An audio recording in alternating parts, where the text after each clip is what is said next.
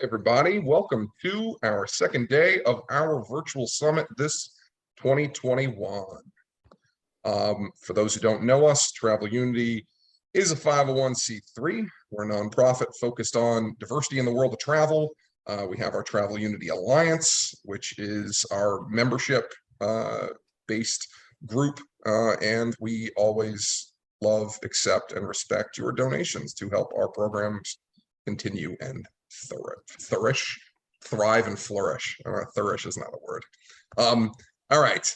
What are we doing? Well, it's all about DEI in action, this summit. The question is not just, is this important? But if it is important, how do you actually get this stuff done? So we've got today and tomorrow still in our virtual summit. Next week, we will be in Lake Placid, New York for our in-person part. We'd like to thank our friends at ROOST for hosting us up there, and we're hearing a bit more about what they do and how they are engaged with the DEI space, as well as some folks who are based in the Adirondack Park, over 6 million acres of land up there. Want to thank MMGY Global and our work together with them on the Vistas Latinas study, learning more about those Hispanic travelers that were not necessarily researched as much previously. So this study is available for purchase on MMGY's site, and all of those proceeds go to Travel Unity. So I'm very happy for that partnership, and also just the commitment that MMGY has made toward learning more about the variety of travelers that are out there. I'd like to recognize our bronze sponsors too. Thailand, I believe Romy said yesterday that they are opening up to vaccinated folks from certain countries on November 1st. So he said, welcome back to Asia and to Thailand. We'll be hearing more from Karen and Cayuga County soon, and always appreciate her voice and the work that's being done there in the Finger Lakes. Also want to recognize our other sponsors and partners, Rochester. So we're very happy to have a variety of folks in New York who support our work.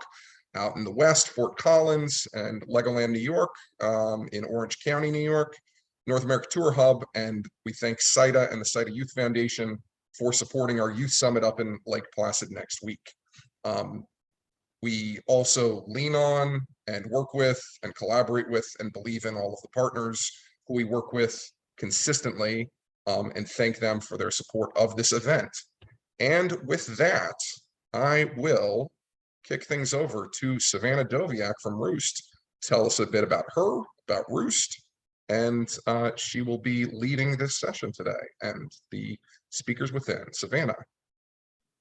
Thank you, Ronnie. As Ronnie said, my name is Savannah Doviak. I am the Special Projects Coordinator at ROOST. ROOST is a destination marketing and management organization that represents 7 regions within the Adirondack Mountains in New York. One of those regions is Lake Placid, which maybe you know is the host of the 32 and 1980 Olympics. It's also the host of next week's in-person Travel Unity Summit. So if you plan to attend that, I welcome you to Lake Placid. Please do come say hi. We are really excited to host next week.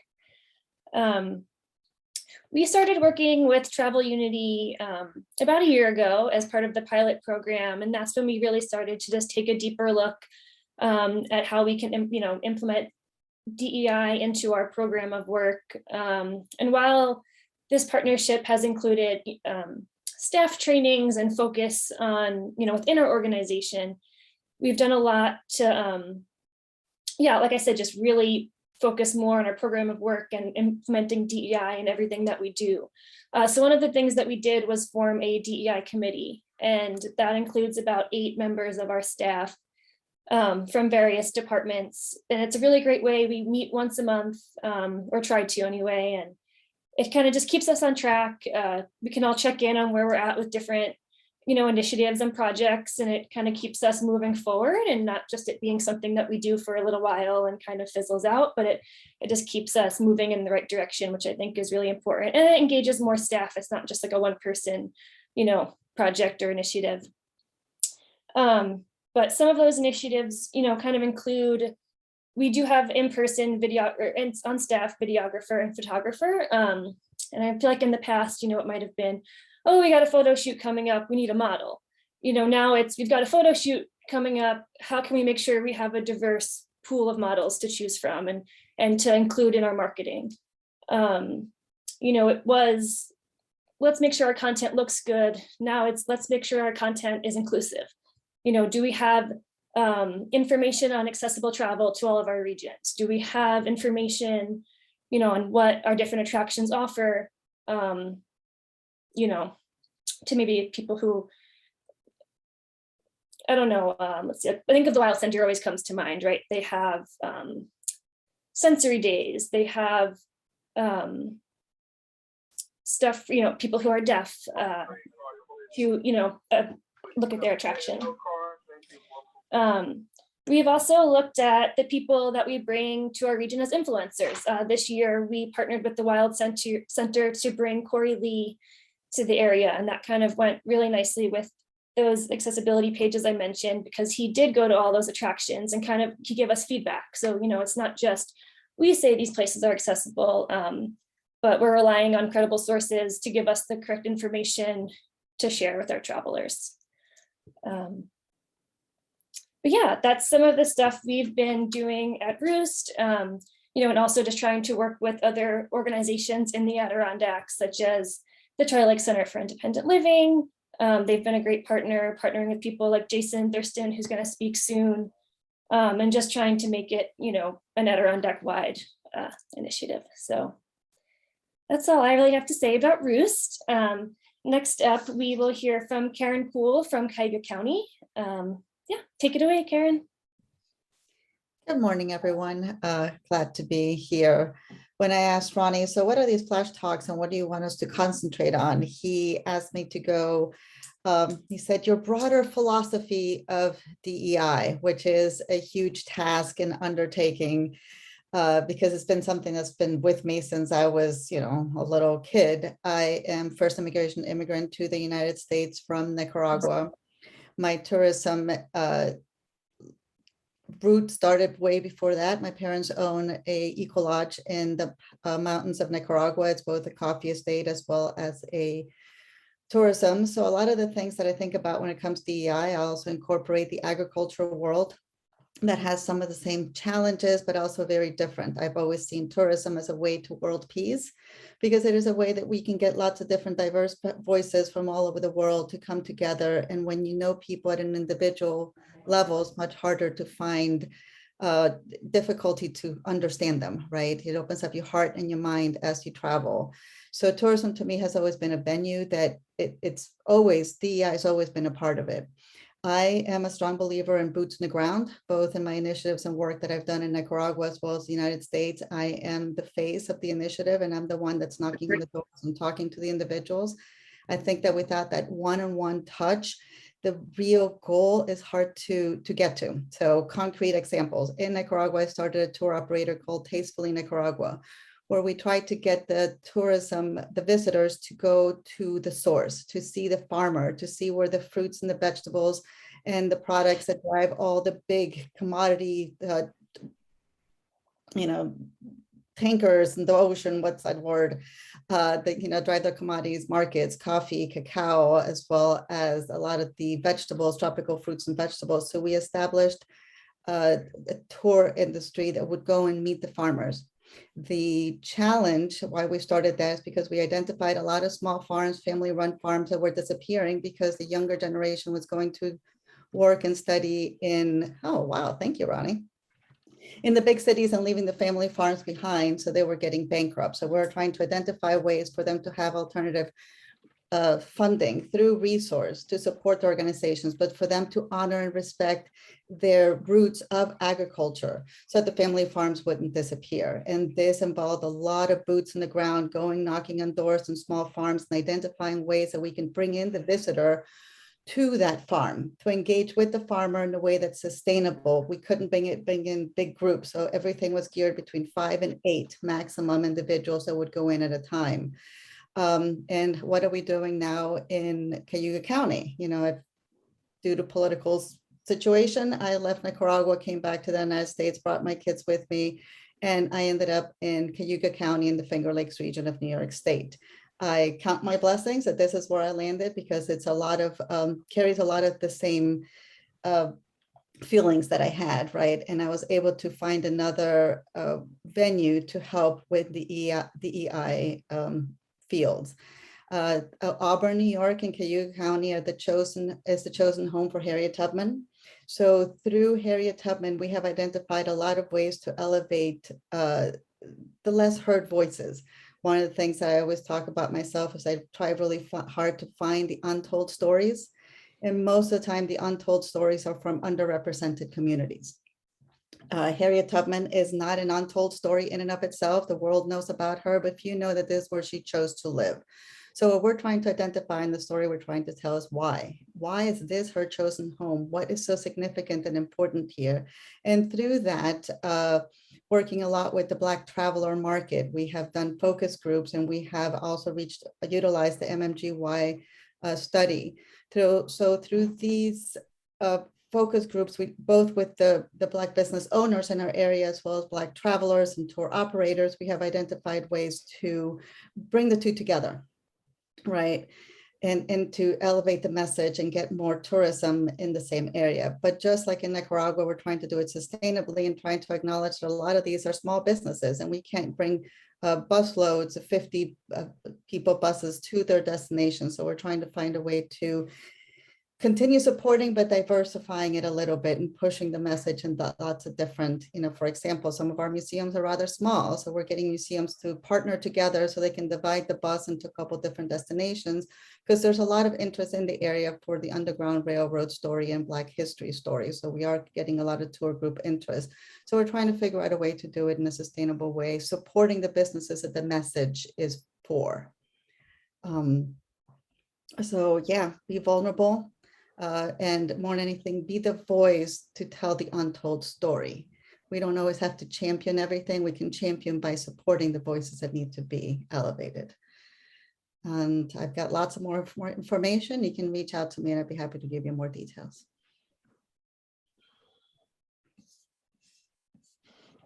Thank you, Karen. Our next speaker is Renee Areng from Explore Brookhaven, who also has a special announcement to make. Hi, everybody. Good morning. Good, really early morning to some of you. Thank y'all for being here. Oh, thanks, Ronnie. So Brookhaven is a new destination and city in the Atlanta metro. And to give you some positioning, just leave that up for a second, if you don't mind. The fabric on the right side of the logo is actually the shape of Brookhaven. The bottom of the fabric is Atlanta metro line at Buckhead, and the top is 285, or what's called the perimeter. So we are inside the perimeter, and but a new city. So it's all unincorporated county property that the city has been developing. Very visionary, very thoughtful in the way that it's coming together. When we did our brand strategy in 2019, what we found is that Brookhaven is a very diverse community, a very welcoming community, and that the leadership really wants to preserve the outdoor spaces, the tree canopy. They are developing multi-use trails, of course, with accessibility, and we are working with them to do maps of those trails and that kind of stuff. So just, you're in the metro Atlanta area, but you're outside of the hustle and bustle, if you will. And so I'm happy to announce that we will be hosting the Travel Unity Summit, March 21st through 25th at our lovely Hyatt Regency Villa Christina, right here in Brookhaven. And we are working on the agenda as we speak, as well as gathering interested parties and building all of that up. So you will get more information from us as it comes. Just completed the certified diversity travel professional program with Travel Unity, and feel really engaged and interested in continue to promote the DEI opportunities that we have here in the area, researching some areas that may not have been in our attention span when we did the brand strategy, and building on that. So Ronnie keeps putting up little flashcards for me. I appreciate that. Was there anything else you wanted me to expand on, Ronnie? I think if you want to just quickly mention again, I think one of the things I really appreciate about Brookhaven and our discussions is the close connection you have with the city of Brookhaven, because I think sometimes there's a disconnect between the DMO and the elected folks, even when they're supposed to be under the same umbrella. So I just think hearing more about Brookhaven as a place and how DEI has been a part of what you've been doing would be great for people to hear more about from the city side also. So yeah, so like I said, the Brookhaven is a new city. It was created in December of 2012. So technically it came into effect in 2013. They have spent the last 8 years now developing and bringing in different parts of neighborhoods, those that want to be part of the community, developing the services that are here. The city had done some initial logo development, and we decided early on to use those brand standards in what we developed for Explore Brookhaven for unification. Several of the city leaders serve on our board. We are just left City Hall, as a matter of fact, talking about some projects coming up. But what we have become is basically the marketing arm for the city. So sometimes we come up with great ideas on things to see and do, and sometimes they come up with great ideas for things to do. But we work as partners in that. Even in the process of, we're going through an election of city council members, have spent time with the potential elected that will be coming into place. So we're a small community. We're 12 square miles. We're just under 60,000 residents. We have more than 6,000 business licenses in the community. So it sounds pretty big, but we're really a close-knit destination. And it's been a real pleasure actually this is just FYI, my 4th destination. I've been an avid traveler all my life and kind of fell into this, like most of us, out of love for the industry. And I've never been in a destination this visionary, this unified, this supportive. It's been a great process. But what I did want to share a little bit more on is when we went through the brand strategy, what we determined with the help of more than 700 other voices, it wasn't just, we weren't in a silo, is that our tagline has become "Belong Here." Because the feeling of the community is that everyone belongs here, regardless of culture, race, sexual orientation. It's all included. And so the city is going through a process with their Social Justice, Equity, and Race Commission to develop a similar acceptance. They want to create a "Belong Here" as part of their call to action as well. So I've definitely never been in a community where the city wanted the same tagline as the destination organization, that's for sure. So, but we do see the residents as our guests. Our brand promise is that you are a guest in Brookhaven either for a day or forever. We found that most of our residents lived, worked, and played in their neighborhood and didn't exactly get out and explore other neighborhoods. So that's part of our mission as well, to do staycations in your own community. So thanks, Ronnie. Thanks, Renee. And thanks for having us come out there. And I had the luck of having a change in plans and getting to actually see Brookhaven, because it was possible that March might have been the first time I was out there. So it was great getting to see it and some of the murals. And yeah, I look forward to having us have these dialogues. And it's a really nice space. I mean, when I heard that there were weddings there, I kind of had at the hotel that we're at, I had my own picture of what that meant, but like it's like not Elvis. They're not Elvis. They're not in Vegas, right? No, I wasn't thinking that. I was picturing like a ballroom, and I like the outside space at that hotel is just gorgeous, and like there's a waterfall. Like yeah. There's anyway. a whole creek. Yeah. And apparently there's like a lot of property. One of the things we've talked about is having like walks around the natural part around the venue too, and maybe doing some yoga in the morning and stuff. So anyway, looking forward to our event in March, and hopefully folks can make it out there. So thank you again, Renee. Thank you. Thanks, Renee. I hope I get to join in March too. Looking forward to that. So Jason Thurston is going to talk next. He is the outreach coordinator at John Dillon Park. Yeah, take it away again, Jason. Thanks, Savannah. I just want to say I'm really honored to be here and to have a platform to speak about disability rights and accessibility and incorporating that into the whole DEI mission. As Savannah said, I'm the outreach coordinator for John Dillon Park. John Dillon Park is an accessible wilderness experience located, pretty much in the center of the Adirondack Park, and it's fully accessible. We have lean-tos that have ramps into them. If you don't know what a lean-to is, it's like a three-sided structure. So you're completely sheltered, but the front is open. So it's almost the best of both worlds. So we have 10 different sites, and it's very remote. It's off the grid. It's built into the landscape. So it really is, we try and create like you are in the woods. So the other position that I have is I'm the chairman of the Accessibility Advisory Committee to the DEC. The DEC is our environmental conservation organization for all of New York State. And so the mission of the advisory committee is to advise for access on different projects and make sure that they're accessible, but also to be a voice for people and advocate for people who want to access places that are not accessible. So that's expanding very quickly, and it's very exciting to be a part of. So I think I'm going to go back a little bit and tell you my journey because it all ties into what I'm doing now. I was born and raised in Vermont, and I spent all my time in the woods, and so that was kind of my first passion was being in the woods and camping and those kinds of things.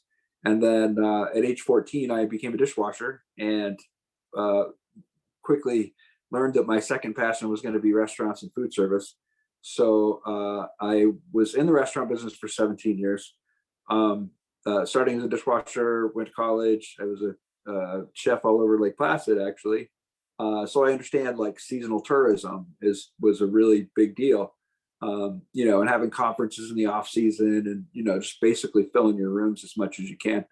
But also hospitality, the genuine approach to making someone feel comfortable where you are, I think says volumes about the ambiance and the importance of that with tourism. Anyways, I'm going on a tangent here. So August 2nd, 2004, I broke my neck in my own swimming pool. And at the age of 31, I had 2 young boys and was married and was the breadwinner. And I went from the top to the bottom. I had to learn all over again how to move and how to do things for myself. I as a C6, it's a cervical vertebrae, number 6. So my connection only goes about down to my chest, and I don't have any independent use of my fingers. My wrists are kind of weak in this direction, and my arms are limited. So it's quite a challenge to be able to do things, but I have become fully independent and live on my own. And so that aspect of it was a long road of physical therapy and all that stuff. But in the process, I discovered the Independent Living Center, as Savannah mentioned, the Tri-Lake Center for Independent Living, and they were just getting started in 2006. So I had the opportunity to become part of that, and I discovered my second passion, which is helping people with disabilities. And that led me to being a peer mentor and advocating for people and just getting connected with the disability community. One of their core services is connections. So, connecting all the different aspects of disabilities and being, information referral, that's what they call it. Okay, so that's the Independent Living Center, but it also got me to the NICL conference, which is the National Conference for Independent Living. It happens every year in Washington, D.C., and they bring people with all disabilities from all over the country. And it really opened my eyes to what accessibility really means and the the attitude and challenges of people with disabilities. So then I found John Dillon Park. Oh wait, somewhere in there I got a bachelor's degree in human services online. But then I found John Dillon Park and was just amazed at how easy it was for me to get around on the trails, and the fact that they had ramps into the lean-tos, and they have platforms that come down so you don't have to sleep on the floor. And just everything is laid out just right. The fire pits are accessible, and they bring your wood, and it's just, like I said, built into the landscape. So it's a true wilderness experience. And that brought me back to my first passion. And of course, being outreach coordinator, knowing the connections from the independent living centers and that sort of thing really helped me. Oh, oh yeah, the pontoon boat rides too. They take you out on a pontoon boat ride, and fishing access. So when I first went there, I wasn't quite sure how I was going to do it, but I had a friend that was an avid camper, and he said, we're going to figure it out. If we got to pick you up and put you in or whatever, we'll do it. So so I booked it in 2016, and I went in 2017 and twice in 2018. And I thought, I need to get involved here because I think I have a really good background and angle. And I quickly realized that they didn't have a lot of disability representation, and they also didn't claim to have very much participation with people with disabilities, because it is open to the public and it is free. Camping, though, is by reservation only. So I went to a board meeting, and I gave a presentation about my ideas on how to get more people to the park. And so I developed what I called the Happy Camper Initiative. And so because we're free, it's not about money, and numbers are important, but we try and focus on quality over quantity. It is spread out, and like I said, built into the landscape. So we want to keep it small. So it's got that, you're in the woods. Anyways. So Happy Camper Initiative. We want happy campers. So what defines a happy camper? First of all, they have to know what to expect, which is really important for people with disabilities, because accessibility is something that you don't know until you get there, and everybody's abilities are different. And depending on who is determining whether it's accessible is, it's hard to trust, which was really good about the Corey Lee thing. Corey Lee was great. He came to visit us in June, and I got to spend like 6 hours with him. And this kid traveled the world, and he really loved our trail. So that meant a lot. So that kind of credibility really means a lot to the disability community, because it's somebody that's there that knows it. And so the next thing is that they have a good time. So make sure that it is accessible. And along with being accessible, the other aspect is I do a disability etiquette training with my staff. And that goes over basically ways to interact with people with different disabilities. For instance, if someone's deaf, they can read lips, but it's better to speak naturally than it is to, fully enunciate, because they're used to reading lips. Or if someone has vision impairments, introduce yourself and say where you are, and don't just walk away. Make sure they know the conversation's over. But in the bigger scope of disabilities, I think that's sometimes overlooked is that people with disabilities want to be as independent as possible. And so if someone needs help, they will ask for help. If you think someone needs help, don't just jump in and help them. Offer to help, and then ask how you can help. And don't be upset if the person says, no, I want to get it myself, and starts to struggle a little bit. But that's the way we are. Once you adjust to your disability, you start to develop new instincts, and you know how to get things. And it's also the determination of learning how to do, like I said, everything again. I had to learn to feed myself, dress myself, get myself in and out of bed. You know, and like I said, it was a long process, but now I know what my capabilities are, and I'm very confident, and I live alone. I load a wood stove, you know, so it's important to recognize that people want to be independent. And the other thing that I want to touch on is autonomy. People with disabilities want to have a choice, and too often within the system, there's overprotection. You know, oh, that's not safe, you can't do that. But autonomy, personal autonomy, obviously, as you know, is your choice, even if it's a bad choice. And that was something that we stressed at the Independent Living Center, was you need the freedom to do that. And so that's another thing to consider sometimes when you're talking to someone with a disability, is that you know, they want to have a choice. They, you know, not just, oh, you can have this because it's easy to get. I'm going off a little too far on that one, but that's just something to keep in mind. So the next thing is that they spread the word. They go out in their community, within their disability community, and people that they know in their hometown or whatever, and say, oh, this place is great. You know, I could get around because it's who you know, right? And so that's my outreach strategy. Like I said, the camping was by reservation only. And initially they would just open up the system online and anyone would be able to go in there and reserve their camping site. Well, I decided that I would reach out to our campers with disabilities, determine which ones had them, and offer them early reservations so that they could get in and start to fill it up.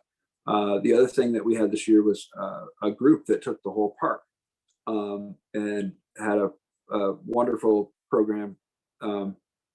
And then also we had an event. So having events, I think, is really important, because you can invite a bunch of people, and it's like it's not just one of those, come see us sometime. You know, if you get a bunch of people together and you set a date, it really helps to spread the word.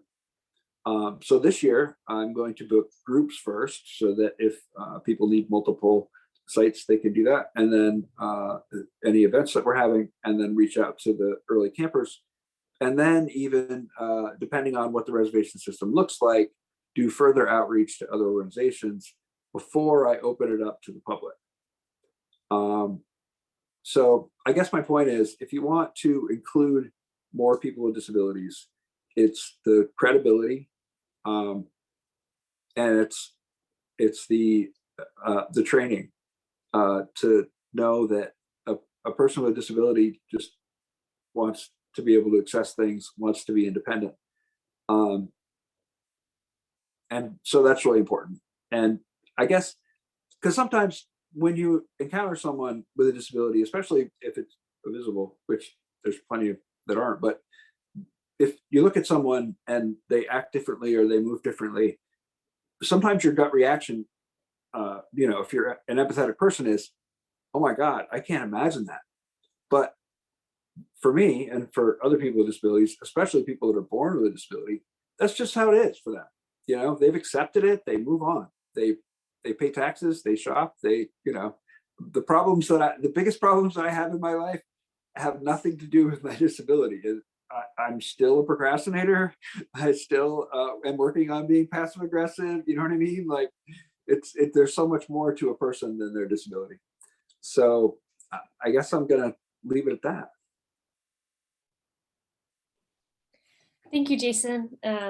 John Dillon Park is such an important asset to this region, and we really appreciate all of the work that you and the rest of your team does there.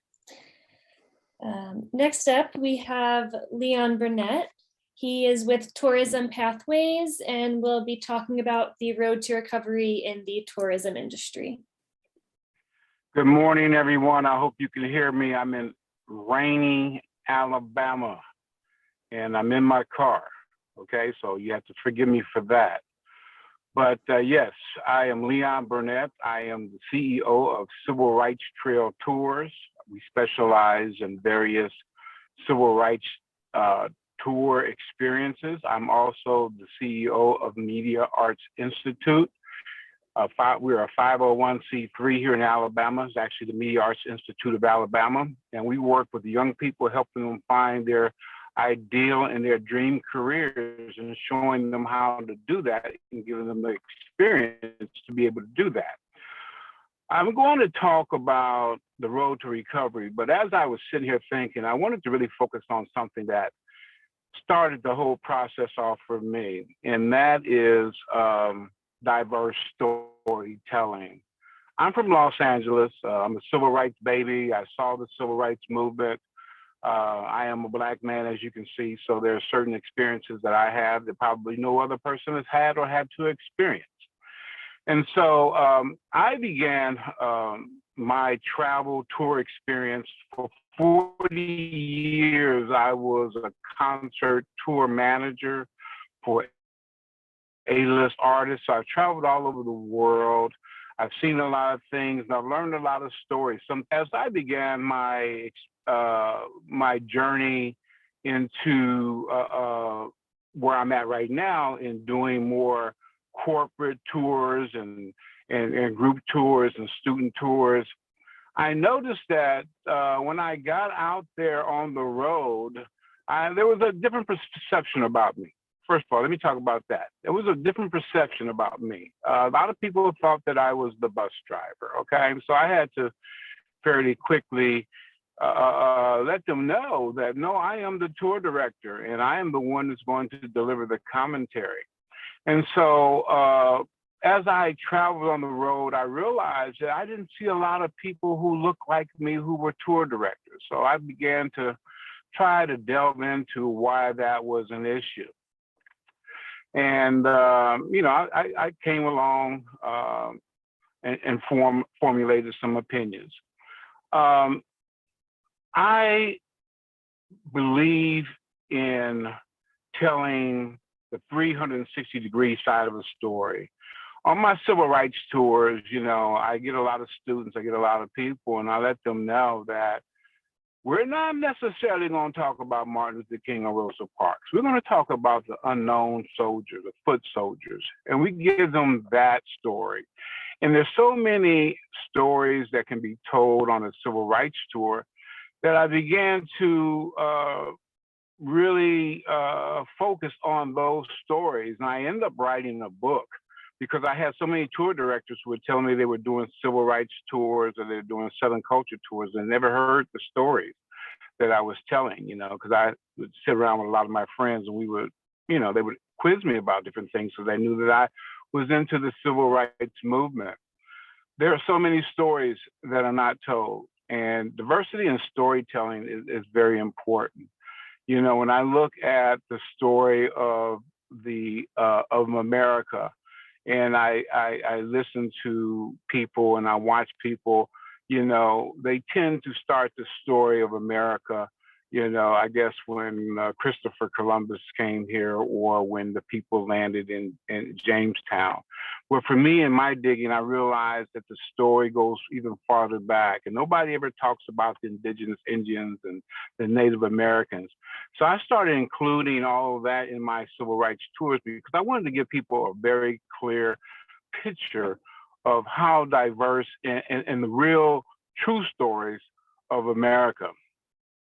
So I am really passionate about telling the complete story and making sure people know everything. And so as I began to do that, like I said, I started talking to more tour directors and realized that there was a need for more diverse stories. And what I realized that I cannot tell a story of the indigenous people because I'm not one. I'm not a Native American. And so through all of these different things that was going on in my head, I realized that we needed to create a program that would bring more people into the industry that could tell more diverse stories.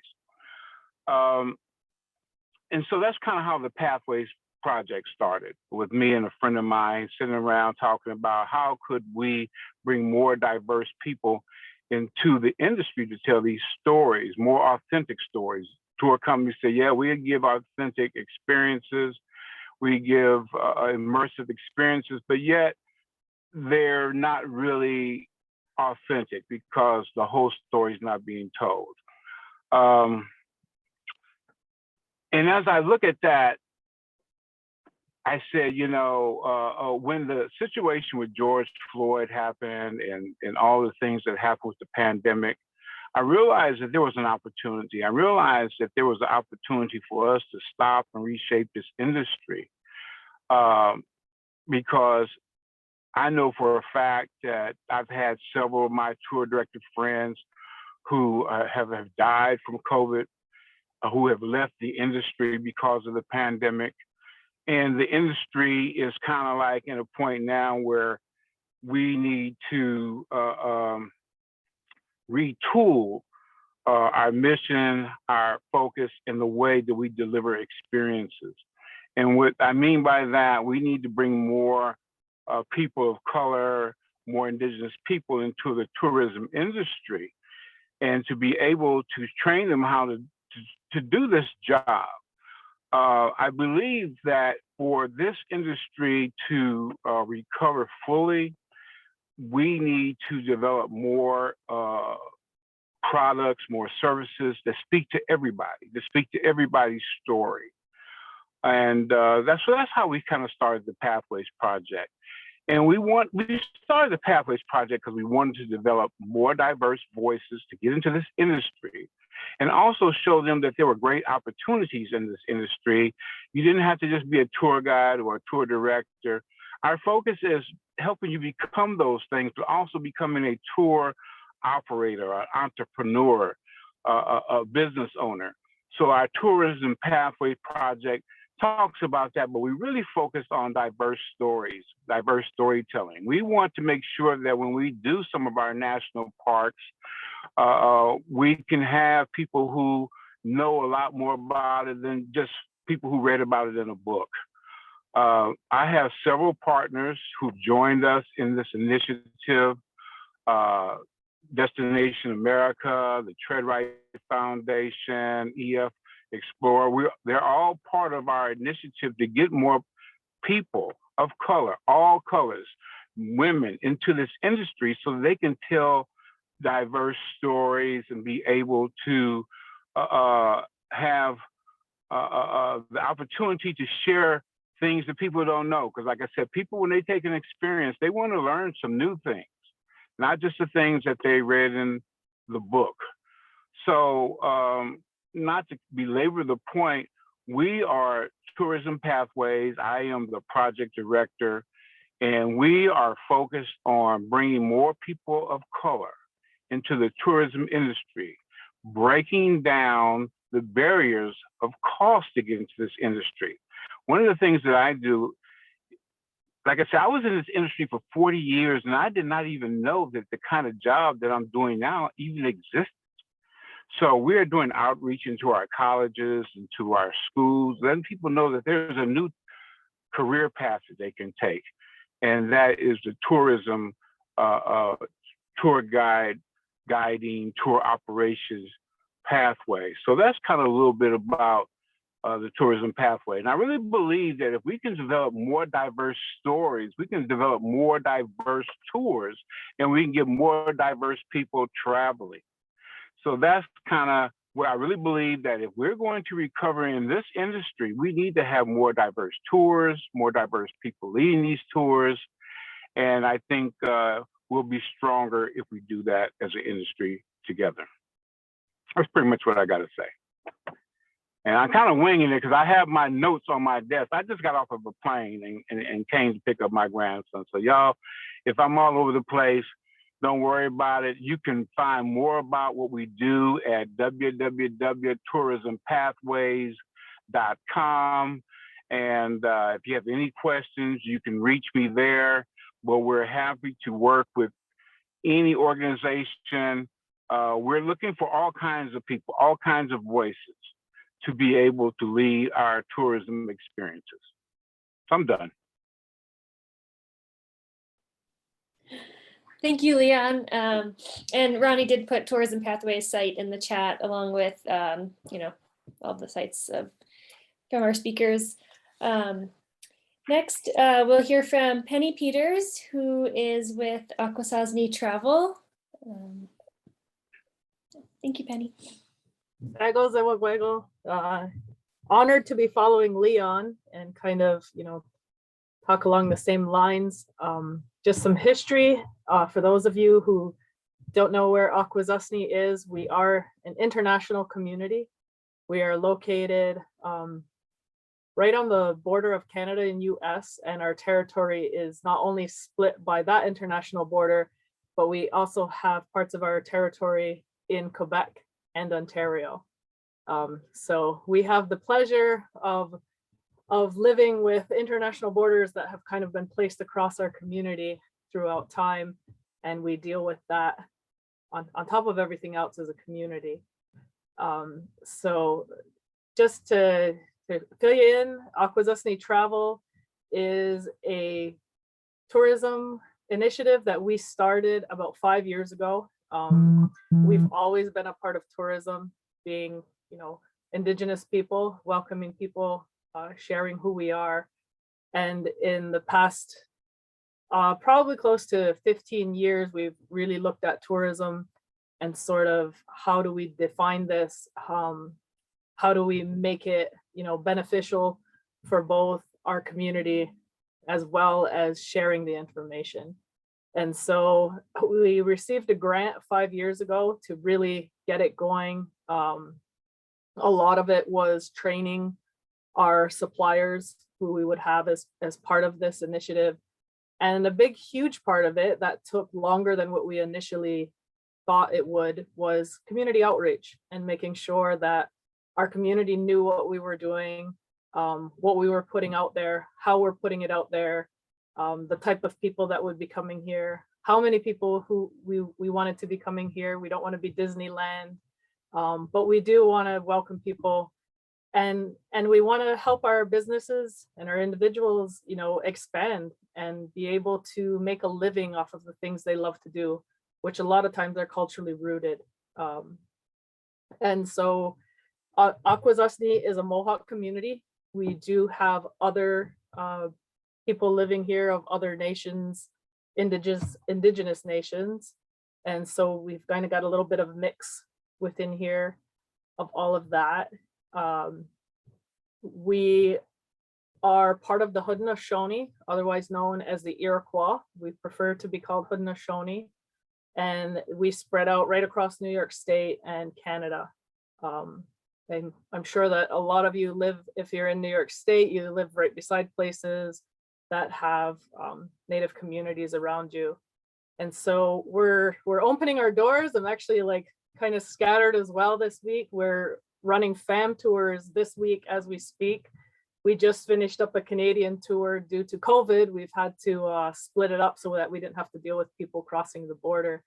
And so we finished up our Canadian fam tour yesterday, and we're in the process of welcoming some media and some guests onto our New York State side, and we'll be running them through some tours tomorrow. And so we're just getting to the point of opening our doors. The important thing for us is being that part of it, being able to tell our story from the Indigenous people, from the Indigenous perspective, talking about our past, talking about what we've went through, and talking more importantly about who we are today, and that we're still here. We still have, our traditions, our culture, how we've intertwined that with the modern day, what's important to us. And again, that, we want to work with people, we want to partner with people. We want to make sure that they're telling the right stories, and that they can come to us and ask these questions. We're more than happy to assist with all of that and to start, breaking those barriers and knocking down some of those walls. On the Canadian side, it's a little bit more powerful for us right now, but it's a big time for Indigenous people with the information of residential schools finally becoming big headlines and news out there. And, this is something, when you research it, there's not a single Indigenous person who has not been affected by residential schools. On the Canadian side, The last school closed in 1996. You know, nobody had the option to not attend these schools. Nobody had the option to not be affected by these. You know, I struggle to speak my language. I am not fluent in the language. My father was. My mother understood it, but she didn't speak because, you know, her family decided that they didn't want them to go through this. And so with the loss of our language, we lose a lot. You know, imagine if you didn't speak what you spoke today and you had to learn a whole new language. You lose a lot within your language when you can't describe things a certain way. So our language is very important to us. We've had a huge revitalization. We have specific programs that our children are now learning. Akwesasne is very fortunate to still have a large fluent base of elders who can help us carry it on. And so, you know, all of that is part of what we share, what we talk to people about. We have, you know, one of our suppliers that we just met with this morning, he's a wooden lacrosse stick maker. And so, you know, talking about his recent family ties to his great-great-grandfather's family ties to the tradition, and, you know, how that is still here today, how he's modernized it and is running his factory. So we have a lot that we want to get out there and share. We want to market it. And again, Native communities are very community-based. It's like one, you know, when you look at a Native community, we're very, very family-based. If we don't know who you're talking about, we know the mother or the grandmother of that person. So we always go back to our community. You know, there's very little out there that we're sharing that it hasn't been brought forward to the community before. And so, you know, that's just part of what I want to share in the quick talk here. Looking forward to being part of the in-person conference next weekend in Lake Placid and sharing more about Akwesasne travel. I recently joined the New York State Tourism Industry Association board, so I'm very excited to be an Indigenous representative on that board and bringing some more awareness within New York State of, you know, the communities that are around us.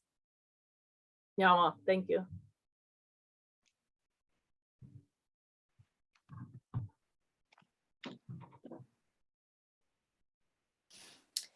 Thank you, Penny. And I think our final speaker today. Ed Hall. Yes. Yeah. Thank you, Ronnie. Sorry about that. Well, good morning or good afternoon, I guess, in some places. I'm Ed Hall, and I was the tourism coordinator for the Bureau of Indian Affairs for more than 20 years. And I left that position in April of 2021. And I'm now with the Bureau of Trust Fund Administration. It's a very different area, but a very rewarding area as I also learn more about the inner workings of the federal government and our trust responsibility to individual Native people. And I'm coming now on about 30 years in the federal government. And I want to say that, you know, being the tourism coordinator for the Bureau of Indian Affairs, I was very blessed to be able to work throughout the United States and now recently be involved internationally working on Indigenous issues.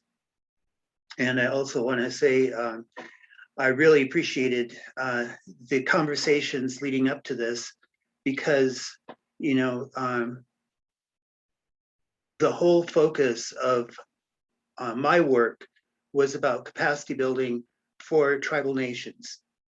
And the work that the federal government does, the Bureau of Indian Affairs, has to work on a government-to-government basis with tribes. And that's a distinction that a lot of people don't understand. The Indian nations within the United States have a political status with the federal government.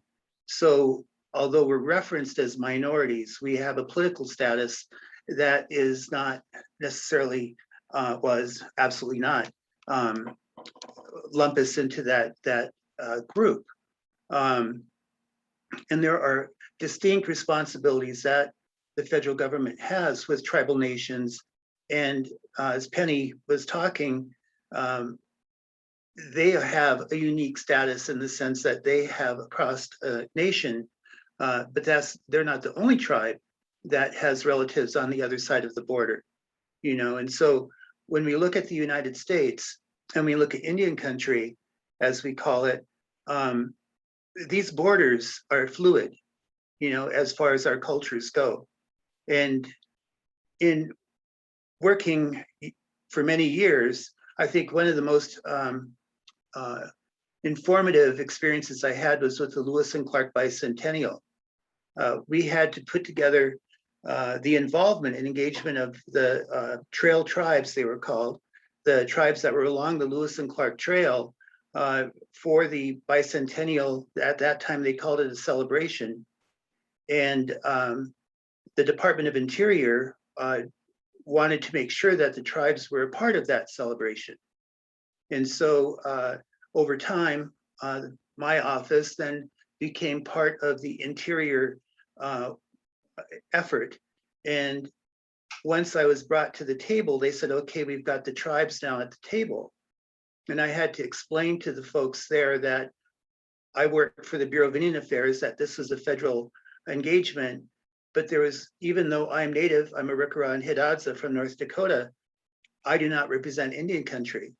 You know, that only Indian country can represent Indian country, and that we had to reach out and engage the tribes to assess whether they wanted to participate or not, and that would be their own decision. So as a result, we had meetings, regional meetings and individual meetings with all of the trail tribes to get them to look at their engagement. We worked with the Bicentennial Council, and they agreed to bring on Native voices into the council. Over time, they agreed that the tribal side of the story was going to be their #1 priority, which was unprecedented. We had a number of very famous authors who were working with us and film, Ken Burns and Dayton Duncan. We had Ambrose, Rhonda, a whole host of folks. And you know, there was a bit of a controversy from the scholars as to why we were looking at the tribal side of the story when Lewis and Clark had already written the story. You know, they had documented it. So therefore there was, and especially because the tribal side was oral history, they did not want that incorporated at the same level. But we were able to get Stephen Ambrose and Rhonda and Ken Burns, Dayton Duncan to support us in that. And, you know, one of the most important aspects of the bicentennial was individual tribes being able to provide their own perspectives on the story, but more importantly, correct misinterpretations or things that were not correct in the Lewis and Clark journals. Because you had so many layers of interpretation happening at the time, there were a lot of mistakes. And so, you know, the other thing that we found was 200 years is not a lot of time. So there were a number of elders within these communities that stepped forward to talk about the history they remembered, because they knew people who were alive during that time of Lewis and Clark. You know, so they were having that direct story. And what was really important about that was that they stepped forward to talk about this, but even the people in their own families, let alone their own communities, didn't know these stories. You know, because as Penny has referenced in regard to the residential schools, we have a long history of policy of the federal government to suppress or to not have us know our language or have access to our cultural history, our traditions. And so in the United States, we had the boarding schools. And just like the residential schools, I'm also on the board of directors for the Carlisle Indian School Project, where we're working to do an interpretive center on the boarding school era and talk about the genesis of the boarding schools in general. You know, the theme of that time was to, number one, there were a group in upstate New York called, they call themselves the Friends of the Indian around Lake Mohawk. And they came together once a year at this estate on Lake Mohawk to talk about the Indian problem. And so they decided, one of the first major things they decided was that we were human beings. And that was a very, very important thing at that time, because if we were human, then they could not condone and wanted to do away with the hunting of our pelts for bounty. So that's where the term Redskins comes in, because you could sell a pelt of a native person for bounty and you know, receive money for that. But if we were human beings, then what they needed to do was educate us and bring us to Christ. And so that's where the boarding school started. And the theme that they had at that time was kill the Indian, save the man. The idea was to destroy who we were as Native people. It wasn't kill us physically, it was kill the culture in us and civilize us, you know, so that we would be acceptable and civilized in their terms. And so you layer all of that now in terms of talking about tourism and looking at our tribal communities and what makes us unique and what do we have to share ourselves. We're the commodity, you know, it's our culture, it's our people. People, who's our audience? Our audience really isn't the domestic audience, it's the international audience. There are quite a few, there are some people domestically who are interested in Indian culture and Indian peoples, but really it's international. And so as we look at that, a lot of what they want to learn and want to see, though, is who we were in the 1800s. And when they come to the United States, they want to ask you, if you're in New York City, if you're in Atlanta, Georgia, or Los Angeles, wherever, tell us about who was here first. You may not have a Native person there close by. You probably do, but you wouldn't know it. But the bottom line is, there's an interest in that history, as Leon was talking about, that predates Columbus. And so, you know, one of our important things is for us to be able to tell that story ourselves, to own our own narrative, to own our own industry. And those are some of the things that we really fought to do in creating our tourism initiative within the Bureau of Indian Affairs. You know, was to provide the tools and resources to help tribes build their infrastructure so that they would have and be able to do the things that Penny is doing to own their own industry. And so when we start talking about our culture, our traditions, and sharing it in this industry, it's also important that we understand the role of governments, tribal governments, because when we come into a tribal community, it's like you go into any other place. Tribes have the right of their own law enforcement, you know, so they have the right to set the standards and the protocols for the industry on their land, and they have the right to enforce that.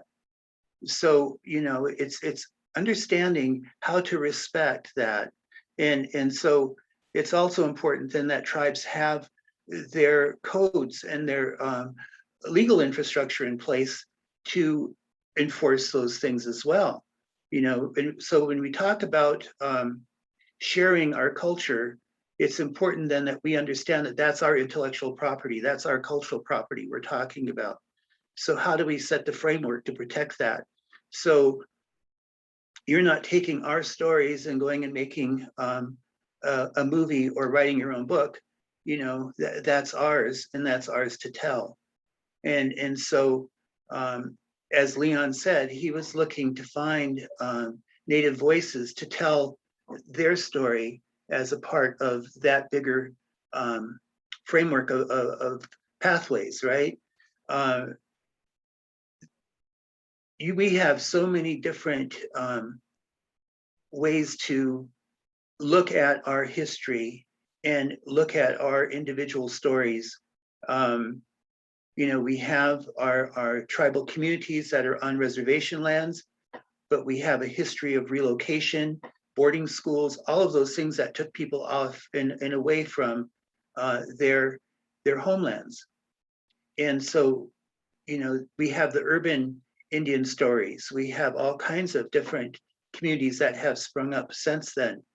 And, you know, to make a really good point, what Penny was talking about too, is that she has to work within her community to not only talk about how you support an industry, but it's how you are a part of that industry. So that we have the mom and pop businesses, we have the kind of ability to highlight our artists, our folks that can do these different aspects, but also make a living doing it, you know, and make that a part of the overall experience. But, you know, tourism has to work for a community, and we can't be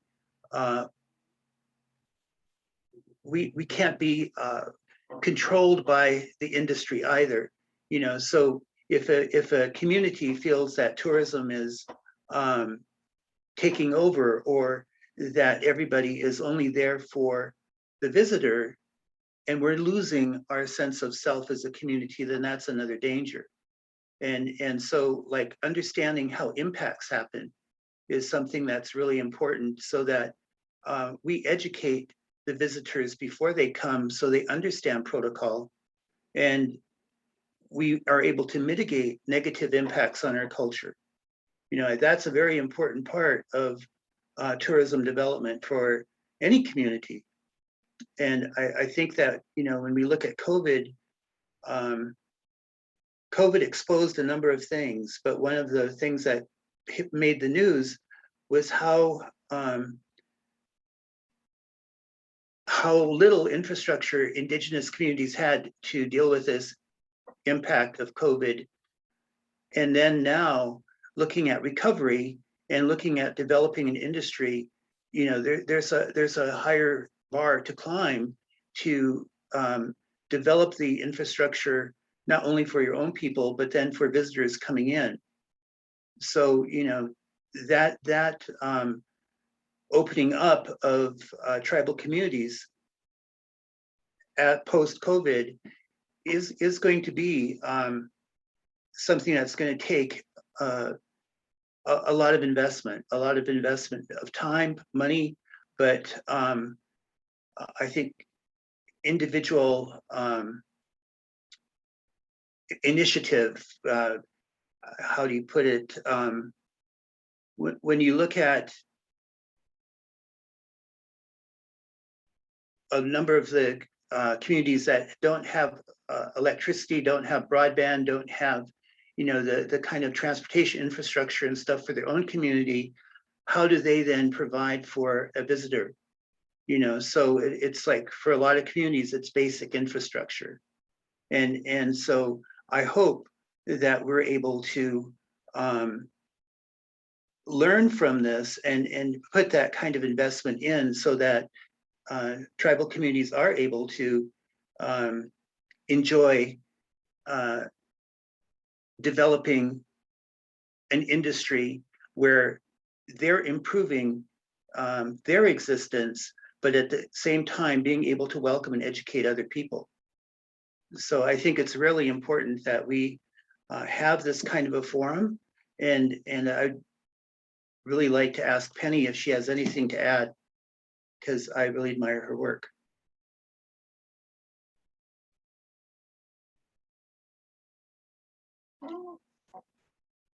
Penny, do you have anything you'd like to add?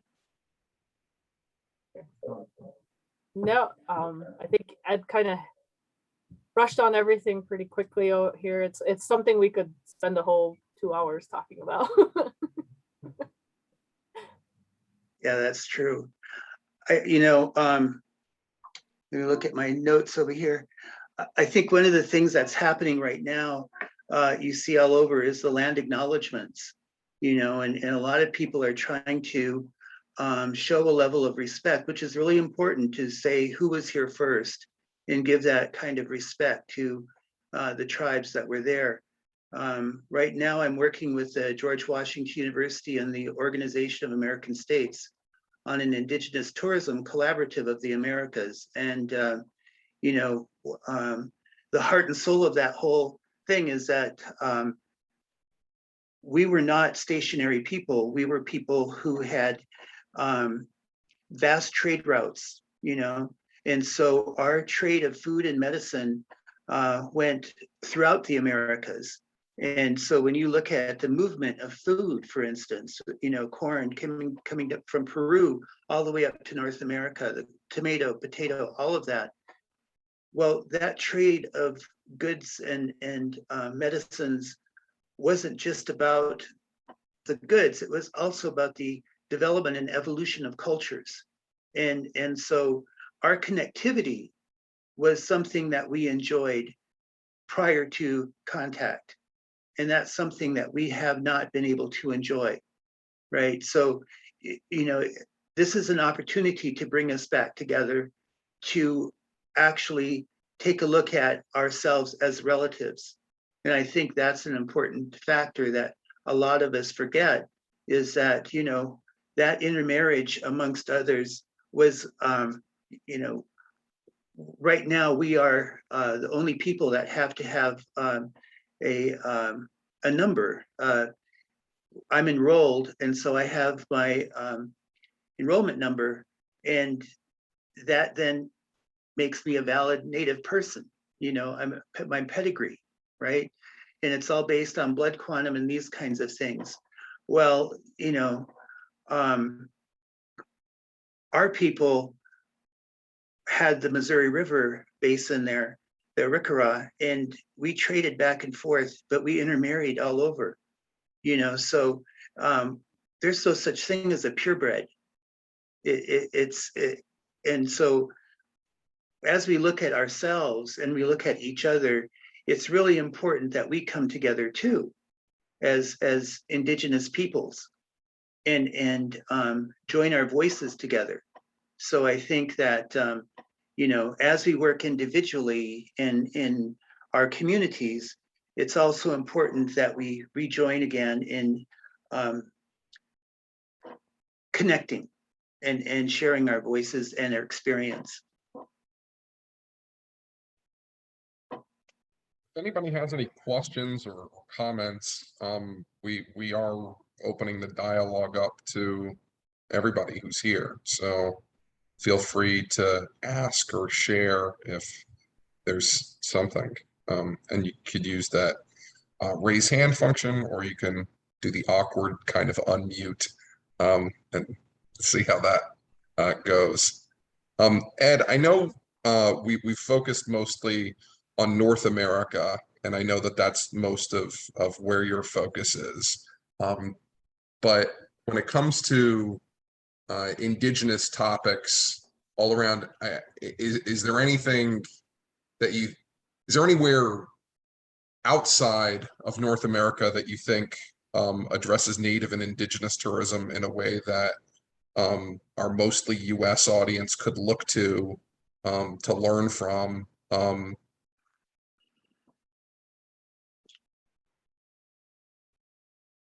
I think there's some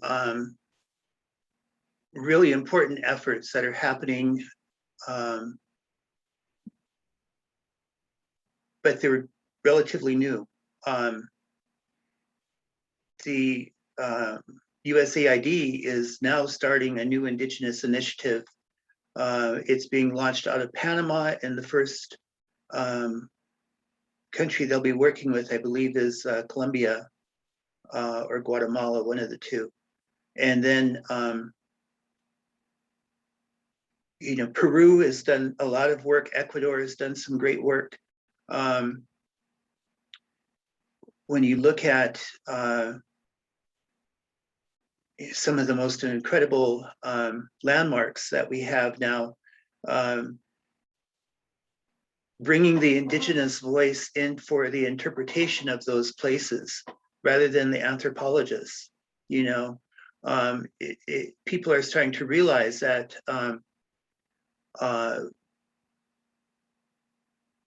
our knowledge is in fact knowledge. That's been a tough thing, you know, that people didn't respect. And I think that's a big thing for, I guess how you say it, colonialism, that the idea of diminishing people, a whole group of people, into being subhuman is something that just doesn't go away. You know, we talk about the idea of generational trauma in Indian country, but when you look at racism in this country, and I think it's really reared its head recently, that's generational too. You know, it's something that is so ingrained and so hard to do away with, and so a lot of people don't realize that there's this kind of inherent prejudice or racism that happens that may not be deliberate. It's just how we were raised and how we were taught in the schools, you know. And so you know, we look at that, and it's important then that that education effort really happens here to support tribal development of an industry that doesn't necessarily have to be, how would you say, we brought the industry to the table with Indigenous communities with the collaborative, but we want the industry to be informed by the Indigenous communities, as well as the industry inform Indigenous communities, so that there's a recognition that the industry has to learn from us as well. Amy is asking something that I know you and I have talked about on multiple occasions, Ed. I'll read it out, and Penny and Ed, if you could respond. So Riad's point about land acknowledgement, our county has worked with tribal leaders on the phrasing for the acknowledgement shared on the website, but I've also heard feedback through other forums that acknowledgements seem like lip service if there's not also a stated commitment. Penny's nodding. Penny?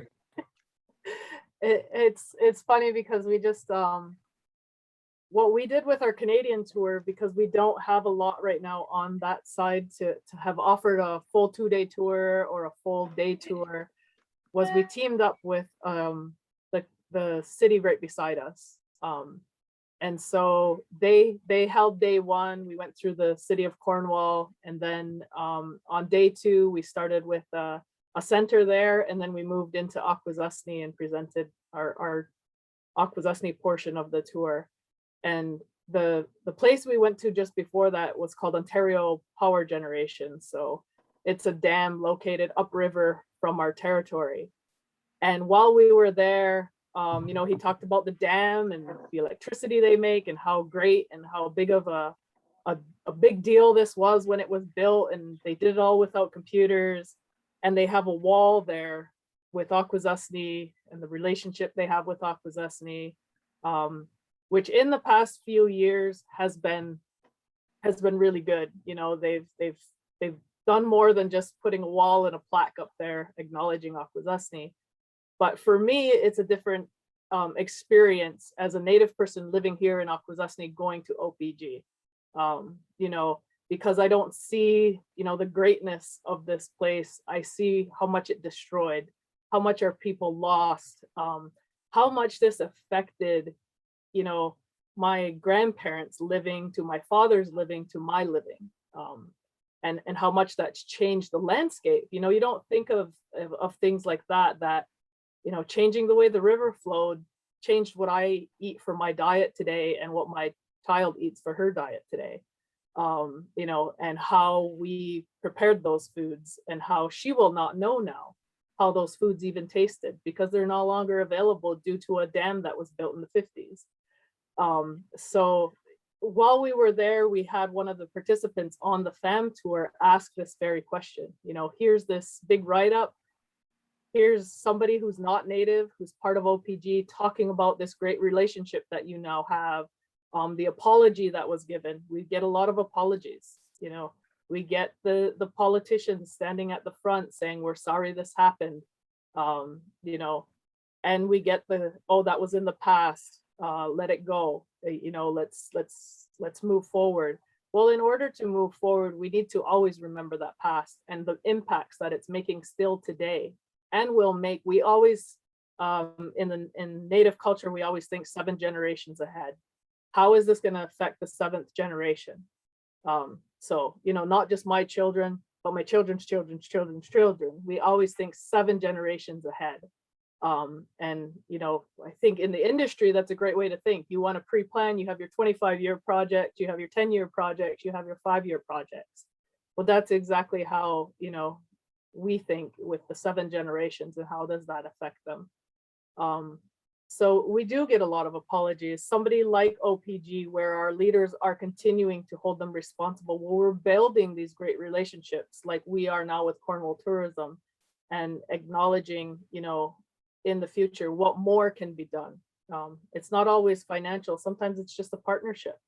It's something as simple as visiting the power dam and then bringing them to our territory and talking about the negative impacts that made, and now how we're working together in the future to make sure that that's always acknowledged. You know, maybe there's a future engineer in there who will now, when they're building the next whatever it will be, will think of the communities that they're affecting, and it's not always just Indigenous communities. Ed, did you want to? Well, I think Penny really did a good job there. We, you know, when we look at, for instance, during the bicentennial, the city of St. Louis, the mayor of St. Louis acknowledged the Osage people as that was their home territory before they were moved to Oklahoma. And that was a landmark thing. And they had a huge celebration and ceremony welcoming the Osage back home. And that was very significant for the Osage people, but it was also really significant for the people of St. Louis because they didn't know that on their own history, you know. And so when you look at the movement of people, for instance, now we have a big project at the Grand Canyon. It's called the Desert View Project. And so a lot of our landscapes, you know, we're kind of a one theme pony in how we look at tourism. And instead of looking at layers of history, we want to tell that one story. But in the national park, they brought together the tribes that have an ancestral relationship to the canyon. And each of those tribes now have the ability of sharing their story of their relationship to that place, that landscape, and in a dedicated area called Desert View. And it's an acknowledgement amongst each other. There's 11 tribes right now, that had to come together, and some of them weren't, have very differing perspectives, right?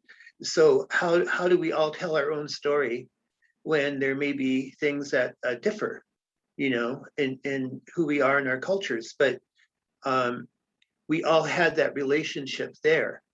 And so that project, now I think it's in its 6th year, and it was the Desert View area is over on the eastern side of the canyon, right by Navajo Nation and Cameron. And so that was more lightly traveled. It's the largest visitor area, but it was the most undervisited area. And now that we've put this together, it now has overflow parking. It now has all of these people flocking there because they know that's what they're going to find. And so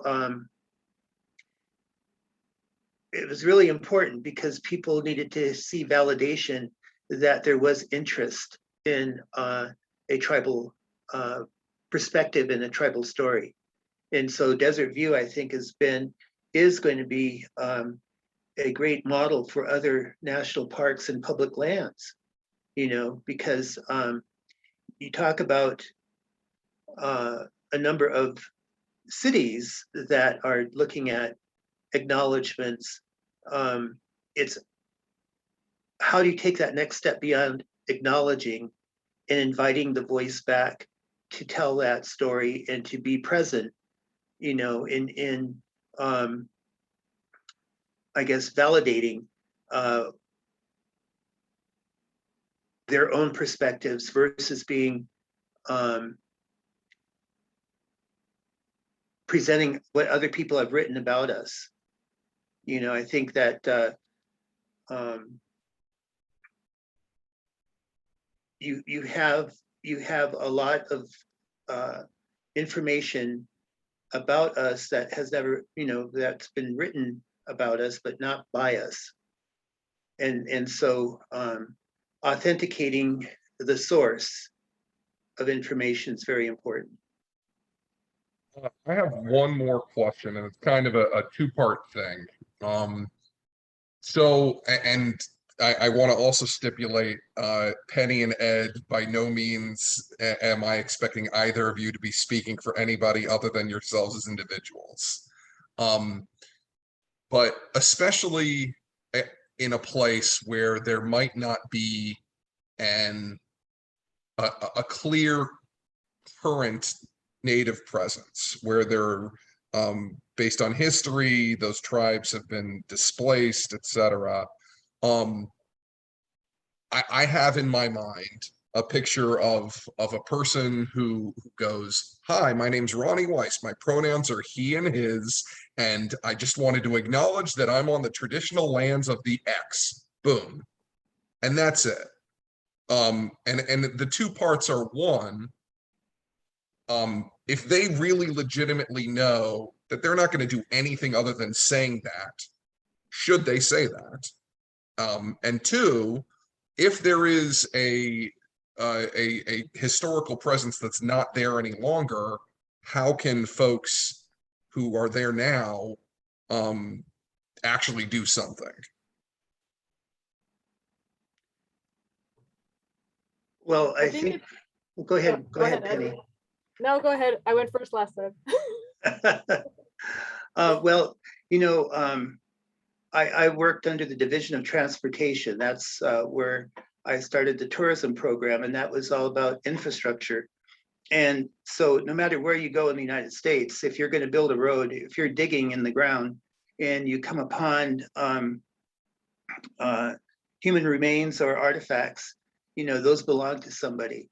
And so you have to, by law, work with them to mediate the site. You know, we have the Native American Graves Protection and Repatriation Act. We have a number of things that are in place. And so it becomes then incumbent upon the state DOT or whoever's doing this, if it's a apartment complex or whatever, to work back with the people who have relationship or with that place. And it in many ways, there, you know, people know, you have your state SHPOs and things who know who ancestrally were in these places. For instance, the Seminole Tribe of Florida has one of the most sophisticated and extensive GIS systems. And so they work closely with the states throughout the Eastern Seaboard on where their ancestral areas are, you know, and so they have a way of being able then to be consulted with as authorities on these issues. And so I think that when you start looking at landscapes like this, it's not that hard to put that education together. It's just that we don't have it. We don't think about it as being important. It's easier if we're invisible. And so I think that the effort isn't that hard to go beyond an acknowledgement and finding out who was there and who still remains, or where you can be in contact with someone who can give you the information. So Ed, I'm going to push you on this. If I know in my heart of hearts, I'm going to do nothing other than say, I'm on this native land and that's going to be the end, should I still say that? If you say I'm not going to do anything else, yeah. Well, I mean, obviously you're not going to say that, but if you know that like this is the only thing you're going to do, or whoever it is who's running that event, is it still appropriate and useful for them to make that statement? Well, I think it is, because you may not have a commitment beyond that, but if you're at least acknowledging it and other people have that option to not only understand it, but you know, I look at tourism not as an entertainment vehicle, but as an education vehicle. You know, so you know, the more we're able to provide people the information they need about us to, you know, one of the things we learned early on, we funded going to Germany for ITB Berlin, and we sent Native communities out there to talk about their destinations. They didn't really have the product for that venue, but we created a Native American pavilion at ITB. It became the most visited pavilion in the whole Discover America area. And it won 9th place out of what, over 11,000 pavilions. But the most common thing was people wanted to see who we were because they thought we were extinct, or that we were no longer, you know, whole people, you know, cultures. And so the whole idea is that, you know, we have a long ways to go in educating the world, put it that way, about Indigenous people and who we are. And so this is a vehicle for that, a vehicle for truth. And if you can tell that truth, then you're not going to do anything but tell that truth and go walk away. That's still significant. Yeah, that's all I was gonna say, is even that little acknowledgement raises awareness. You know, one sentence can raise an awareness, and that that is worth saying. Now, if you can do more, that's great. We understand that there's not always the time or the research for connections, but just acknowledging that will raise enough awareness for people to start thinking of that. It's the same as you would say, you know, this is the hometown of this person. You know, if that's significant enough to raise in certain places or towns, and acknowledging the land and who was there before is just as much awareness. Thank you, Penny. Jason, I think has a question that Ed, you would be the best person for this. I will add the word reliable. So is there a reliable central database or map of where Indigenous people lived in order to identify where they lived? So Ed, any resources to point people to?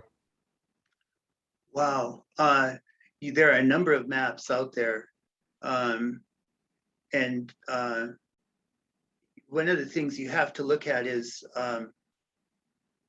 what's the time period of that map, you know, because it changes. It's like, you know, the movement of people too over time. And I'm just thinking, the Bureau of Indian Affairs had a map published that was accurate up until, what was it, 1990 or so, maybe a little bit before that. And so there have been a number of tribes added as federally recognized, but they also had the state recognized tribes included on that. That's a good question. Let me take a bit of a dive and see what we have, because they were updating maps. There's a lot of historical maps out there that show where Indigenous communities were. Yeah, I'll have to investigate and get back to you on that one. That'd be great, Ed, and we will definitely share that as we move forward. I want to thank everybody for being a part of this, our Flash Talk speakers, our Native Dialogue speakers, and yeah, Aurora just put a link, native-land.ca. So yeah, thank you to everybody, and we'll see you in the next session.